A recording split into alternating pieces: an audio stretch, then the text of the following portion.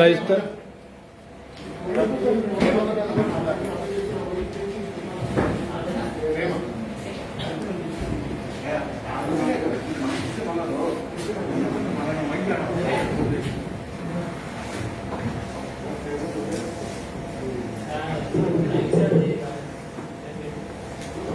Hello hello hello ఓకేనా అన్న camera journalist అన్నలు ఓకేనా ఓకే తెరణ మీకు రిక్వెస్ట్ ఏంటంటే మీరు మాట్లాడకండి మీరు మాట్లాడే ఇప్పుడే మాట్లాడు ఒక నిమిషం ఆగుతుంది సెల్స్ లేపకండి ఫోన్ లేపుతుంది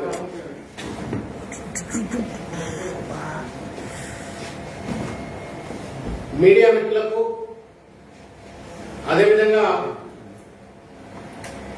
ఈ కార్యక్రమాన్ని చూస్తున్నటువంటి ఈ పత్రికా సమావేశాన్ని చూస్తున్నటువంటి 50 మంది ప్రజలు కాంగ్రెస్ పార్టీ కార్యకర్తలు అందరికీ కూడా హృదయపూర్వకంగా నమస్కారం తెలియజేస్తా ఉన్నా. నిన్న గౌరవ సుప్రీంకోర్టు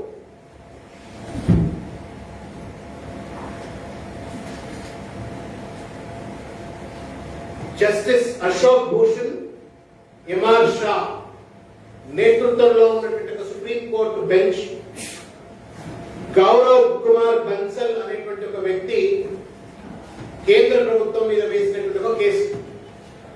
అదేంటి అంటే కోవిడ్ లో చనిపోయిన వాళ్ళందరికీ కూడా, కోవిడ్ వల్ల చనిపోయిన వాళ్ళందరికీ కూడా 4 లక్షల రూపాయలు నేషనల్ డిజాస్టర్ మేనేజ్మెంట్ యాక్ట్ దృష్టిలో పెట్టుకుని 4 లక్షల రూపాయలు దేశవ్యాప్తంగా చనిపోయినటువంటి వాళ్ళందరికీ కూడా 4 లక్షల రూపాయలు ఇవ్వాలని చెప్పని కోర్టులో కేసు వేసిండ్రు. దాని మీద నిరంతరంగా హియరింగ్స్ జరుగుతూ వస్తా ఉన్నాయి. నిన్న supreme court has given very clear directions. ఏమని అంటే నేషనల్ డిజాస్టర్ మేనేజ్మెంట్ యాక్ట్ ప్రకారంగా కాంపెన్సేషన్ ఇవ్వాలా, రిలీఫ్, ఫైనాన్షియల్ రిలీఫ్ తప్పనిసరిగా ఇచ్చే బాధ్యత ప్రభుత్వం మీద ఉన్నది. దానికి అవసరమైనటువంటి ఒక గైడ్ లైన్స్ తయారు చేసిన బాధ్యత నేషనల్ డిజాస్టర్ మేనేజ్మెంట్ అథారిటీ మీద ఉందని చెప్పని clear cut directions were delivered by the supreme court of India to the national disaster management authority to prepare the guide lines to provide the compensation to all the diseased people due to Covid. మేము supreme court వారికి చేతులెత్తి నమస్కారం చేసి మేము ధన్యవాదాలు తెలియజేస్తా ఉన్నాం. ఇవాళ జ్యుడిషియరీ యాక్టివిజం వల్ల ప్రభుత్వాలు మొద్దు నిద్రపోతున్నప్పటికీ కూడా ముళ్ళుగర్ర పెట్టి పొడుస్తూ ఇవాళ జ్యుడిషియరీ యాక్టివిజం వల్ల ఇవాళ ముఖ్యంగా ఈ కోవిడ్ కాలంలో అన్ని రాష్ట్రాల్లో కూడా న్యాయం జరుగుతూ వస్తా ఉంది. మళ్ళా ఇవాళ కోవిడ్ వల్ల చనిపోయిన వారికి న్యాయం జరిగే విధంగా సుప్రీంకోర్టు ఏదైతే డైరెక్షన్స్ ఇచ్చిందో వాటిని కాంగ్రెస్ పార్టీ తరఫు నుండి పూర్తిగా స్వాగతిస్తూనే హృదయపూర్వకంగా వారికి ధన్యవాదాలు తెలియజేస్తాము. ఇది దేశవ్యాప్తంగా ఉన్నటువంటి సంఘటన. మరి తెలంగాణకి ఏం సంబంధం అని చెప్పని మీరు అనుకుంటుండొచ్చు. తెలంగాణకు కూడా చాలా ముఖ్యమైనటువంటి సంబంధం ఉంది. మీ అందరికీ గుర్తే ఉంటది, ఫస్ట్ వేవ్, సెకండ్ వేవ్ అంతా కూడా ఫస్ట్ వేవ్ లో హైదరాబాద్ నగరాల్లో కోవిడ్ వల్ల చాలా మంది చనిపోయింది, ఎక్కడికక్కడ పిట్టల లెక్క చనిపోయింది. కానీ సెకండ్ వేవ్ లో నగరాల నుండి పల్లెలు ఎక్కువై, ప్రతి పల్లెలో కూడా, ప్రతి వాడకట్టులో కూడా, ప్రతి ఎక్స్టెండెడ్ ఫ్యామిలీస్ లో కూడా ఎవరో ఒకరు చనిపోయింది. This is the truth. కానీ దురదృష్టం ఏంటి అంటే ఈ ప్రభుత్వం ఇప్పటికి కూడా కేవలం ఒక 3600, 3700 మంది మాత్రమే చనిపోయింది అని చెప్పని లెక్కలు చెప్పింది. And this data is available on my www.mygovernment.mygov.in. ఇది కనుక మీరు గూగుల్లో కొట్టినట్టయితే దాంట్లో డేటా కనబడుతుంది క్లియర్ గా. తెలంగాణ రాష్ట్రంలో first wave and second wave లో 3651 మంది చనిపోయినట్టుగా ఆ 60 మంది చనిపోయినట్టుగా డేటా చెప్తా ఉంది. కానీ మేము రీసెర్చ్ చేసినాం. ఏ సందులో పోయినా చచ్చిపోయిండ్రు, ఏ పల్లెలో పోయినా చచ్చిపోయిండ్రు, ఏ ఊరికి పోయినా చచ్చిపోయిండ్రు, ఏ కుటుంబాన్ని అడిగితే కూడా ఎవరో ఒకళ్ళు ఆ కుటుంబంలో చనిపోయినటువంటి పరిస్థితి, పిట్టల లెక్క చనిపోయింది. ఇదైతే మీడియా మిత్రులకు తెలుసు, ఈ ప్రోగ్రామ్ చూసే ప్రజలందరికీ కూడా తెలుసు. కానీ మరి 3600 మంది చనిపోయిండ్రు అని చెప్పని దొంగ లెక్కలు ఎందుకు ఈ ప్రభుత్వం చెప్తుంది అని చెప్పని మేము లోతుగా దాంట్లో విశ్లేషిస్తే మాకు తెలిసింది ఏంటి అంటే, నేను కొంత లోతుగా డేటా అంతా కూడా గ్యాదర్ చేసేటువంటి ప్రయత్నం చేసినాను. గ్రేటర్ హైదరాబాద్ లో మాత్రమే ఒక సెంట్రలైజ్డ్ రిపాజిటరీ డెత్ రికార్డ్ సంబంధించినటువంటి సెంట్రలైజ్డ్ రిపాజిటరీ ఏదైతుందో అది జిహెచ్ఎంసీ పరిధిలో గ్రేటర్ హైదరాబాద్ సంబంధించినటువంటి చావుల వివరాలు మాత్రమే అందుబాటులో ఉన్నాయి. కానీ 2/3 జనాభా ఉన్నటువంటి మొత్తం తెలంగాణ అంటే రూరల్ తెలంగాణ కావచ్చు, జిల్లాలో కావచ్చు, చావులకు సంబంధించిన డేటా ఇప్పటికి కూడా పూర్తి స్థాయిలో centralised repository is not accessible. Which means ఎవరికి ఎంతో తెలియదు. కానీ పిట్టలకే చనిపోయింది. ఏ ఊర్లో కూడా శ్మశానాలు ఖాళీ లేకుండా ప్రజలందరూ చనిపోయిన పరిస్థితి. ఈ డేటా మేము గ్యాదర్ చేసినాం. ఇది గ్రేటర్ హైదరాబాద్ లో చనిపోయిన వాళ్ళ యొక్క సంఖ్యకు మొత్తం కూడా నెలల వారీగా ఏ నెలలో ఏ సర్కిల్లో ఎంతమంది చనిపోయిందని చెప్పి మొత్తం అంతా కూడా ఇన్ఫర్మేషన్ గ్యాదర్ చేస్తే మీ అందరికీ నేను చెప్పదలుచుకునేది ఏంటంటే, హైదరాబాద్ లో గ్రేటర్ హైదరాబాద్ లో 30 సర్కిల్స్ ఉన్నాయి. కానీ డెత్ రిపోర్ట్ ప్రజెంట్ చేయడం కోసం మాత్రం కేవలం 18 సర్కిల్స్ లో మాత్రమే డేటాను క్లాసిఫై చేశారు. అంటే ఈ 30 సర్కిల్స్ లో చనిపోయిన వాళ్ళ వివరాలు 18 సర్కిల్స్ లో, పాత సర్కిల్స్ కావచ్చు 18 సర్కిల్స్ లో పొందుపరిచినారు. దాని ప్రకారంగా కనుక డేటా తీసుకున్నట్టయితే 1 జనవరి నుండి 31 డిసెంబర్ 2020 వరకు, 2020 సంవత్సరం జనవరి నుండి మొదలుకుంటే డిసెంబర్ 2020 వరకు 76,375 మంది చచ్చిపోయారు.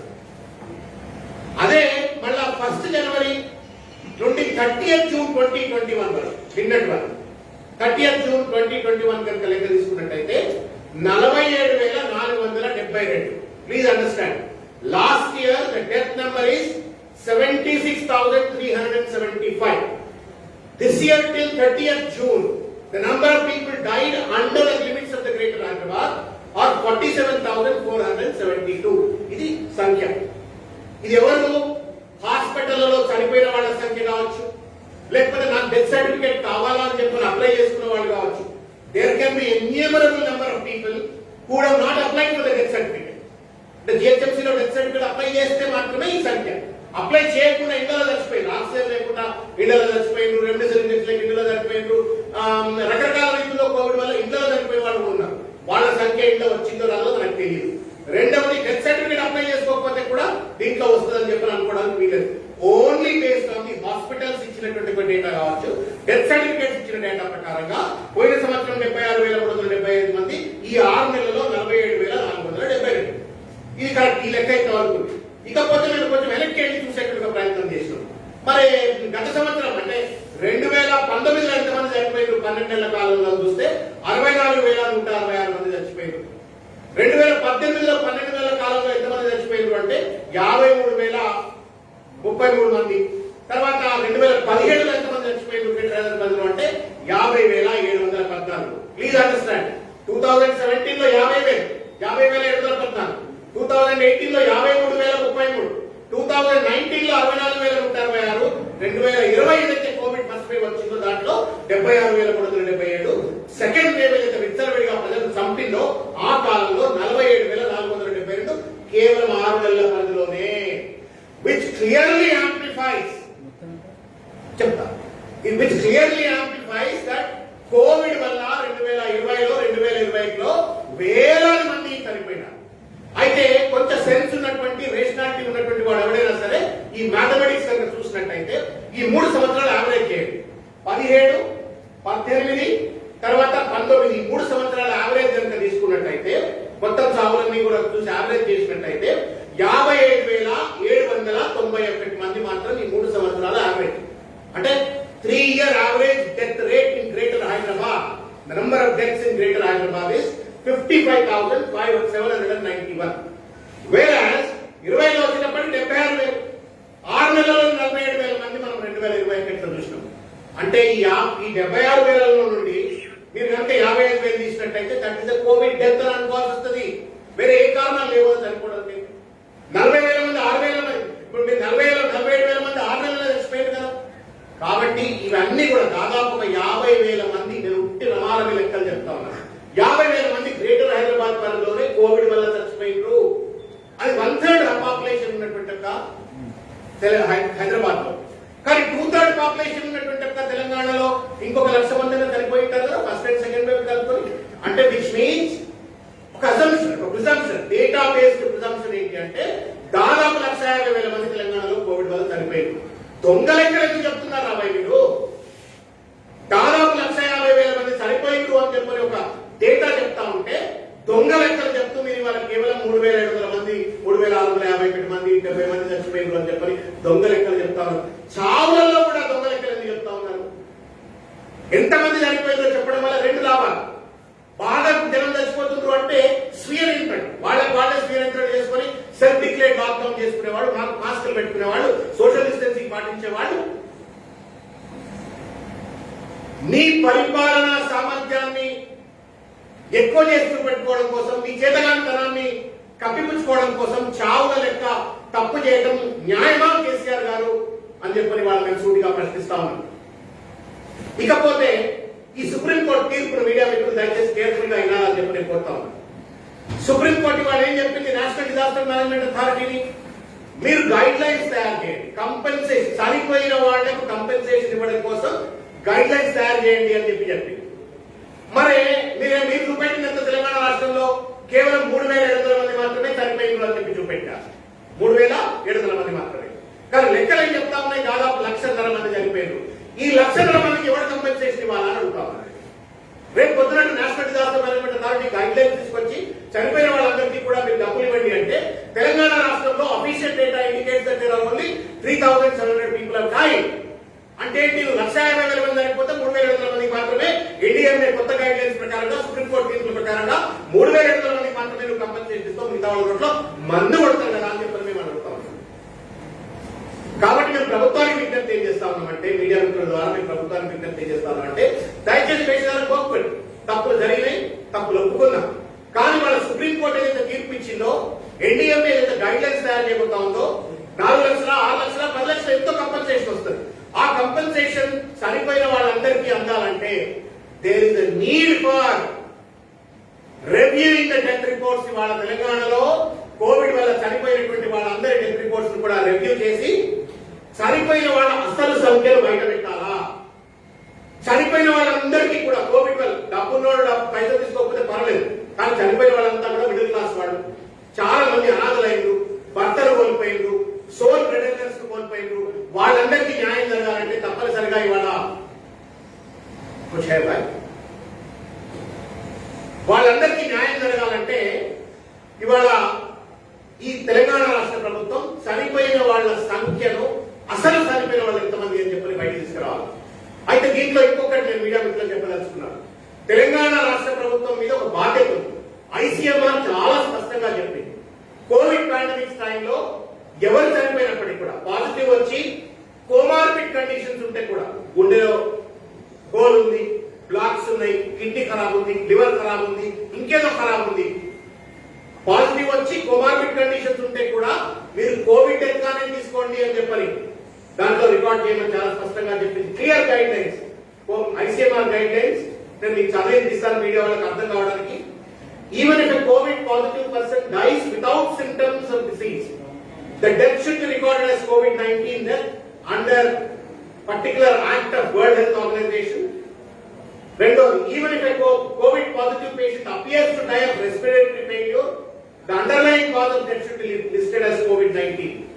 If a COVID positive person has comorbidities, the patient has higher risk of dying due to respiratory failure, but the comorbidity should not be listed as underlying cause of the death, but still remains the cause of death. కాబట్టి comorbidities వల్ల చనిపోయినా, లేకపోతే Covid వల్ల చనిపోయినా, respiratory వల్ల చనిపోయినా, ఈ pandemic కాలంలో ఎవరు చనిపోయినప్పటికీ కూడా కోవిడ్ డెత్స్ గా రిపోర్ట్ చేయాలి. విచ్ మీన్స్ ఎంతమంది చనిపోతే అంతమంది కోవిడ్ డెత్ గా చూపెట్టాలి. కానీ ప్రభుత్వం ఏం చేసిందంటే, ఒక పక్కన ఐసీఎంఆర్ గైడ్ లైన్స్ ను వైలేట్ చేసింది, రెండో పక్కన everybody has the right to die with dignity. This is the constitutional right.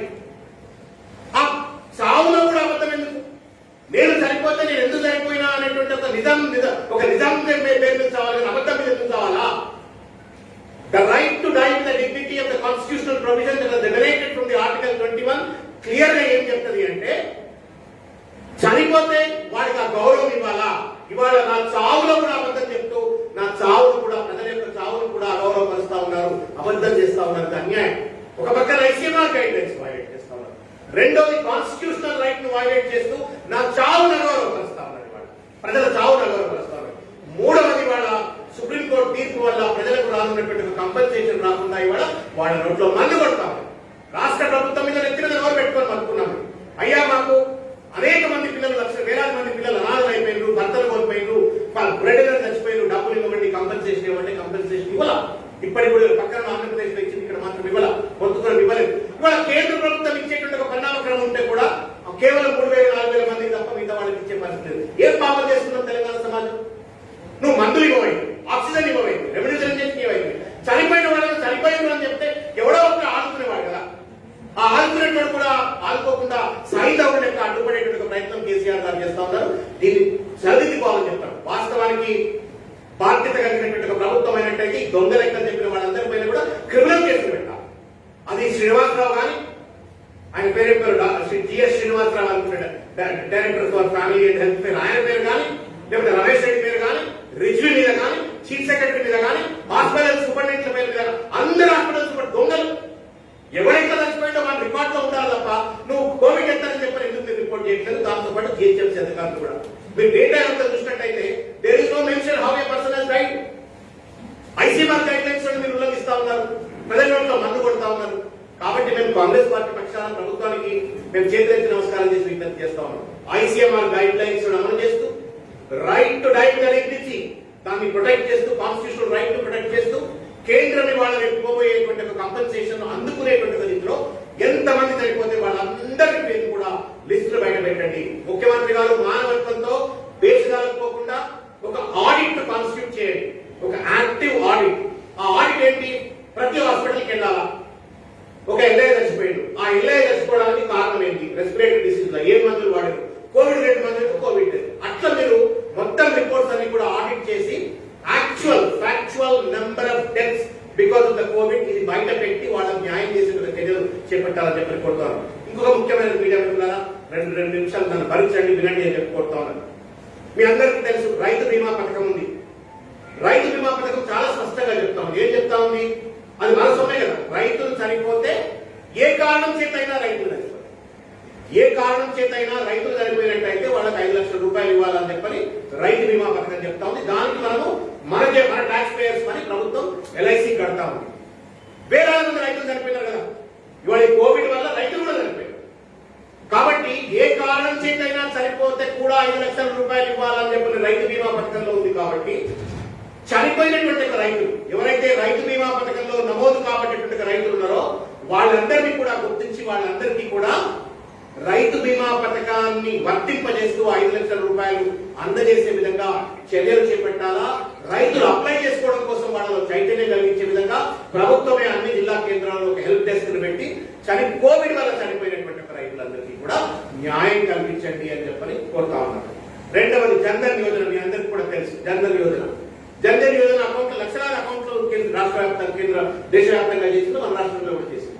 If you have bank account there is insurance. కానీ ప్రజలకు తెలియదు. అకౌంట్ ఉంటుంది పేదోడికి, కానీ చనిపోయినందువల్ల వాడికి డబ్బు వస్తున్న విషయం తెలియదు. కాబట్టి రాష్ట్ర ప్రభుత్వం ఈ లెక్కలను, చావు లెక్కలను సరి చేస్తూనే రైతు బంధు ద్వారా కూడా, రైతు బీమా ద్వారా కూడా చనిపోయిన వాళ్ళందరికీ కూడా 5 లక్షల రూపాయలు ఎక్స్గ్రేషియా లభించే విధంగా, అదేవిధంగా జన్ధన్ అకౌంట్, బ్యాంక్ అకౌంట్ ఉన్నటువంటి వాళ్లకు ఇన్సూరెన్స్ వర్తిస్తుంది. కాబట్టి ఆ డబ్బులు అందించే విధంగా చర్యలు చేపట్టాలని చెప్పని మేము చేతులు ఎత్తి నమస్కారం చేసి విజ్ఞప్తి చేస్తా ఉన్నాం.